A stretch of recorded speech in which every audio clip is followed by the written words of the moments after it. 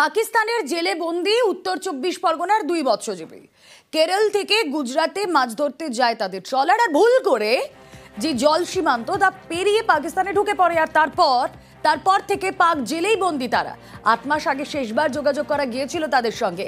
মাটিয়ায় উদ্বেগে দিন কাটাচ্ছে পরিবার।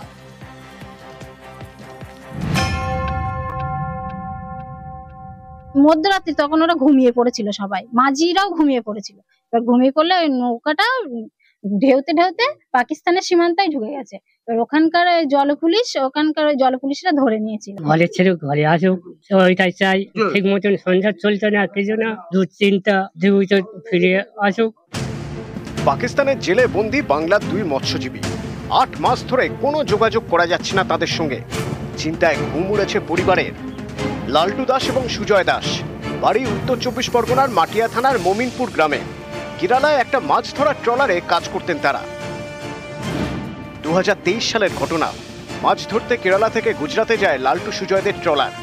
মাঝরাতে ট্রলারের সবাই গভীর ঘুমে ভেসে ভেসে জল সীমান্ত পেরিয়ে পাকিস্তানে ঢুকে পড়ে। সেখানে তাদের আটক করা হয়। তখন থেকে বাংলার 2 মৎস্যজীবী পাকিস্তানের জেলে। তবে পরিবারের দাবি, পাকিস্তানের জেলে থাকাকালীন ফোনে কথা হতো দুজনের সঙ্গে, চিঠি আসতো পাকিস্তান থেকে।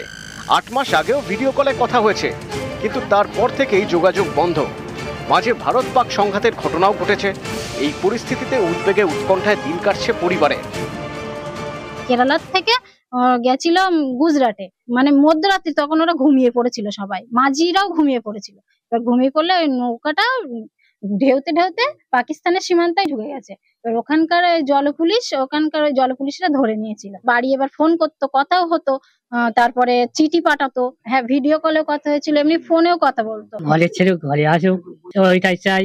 ঠিক মতন সংসার চলছে না, কিছু না, দুশ্চিন্তা, জীবিত ফিরে আসুক। মৎস্যজীবীদের পরিবার জানিয়েছে, কয়েক মাস আগে দিল্লি পুলিশ এসে যাবতীয় তথ্য নিয়ে গিয়েছে, কিন্তু এখনো সীমান্তের ওপার থেকে কোনো খবর আসেনি।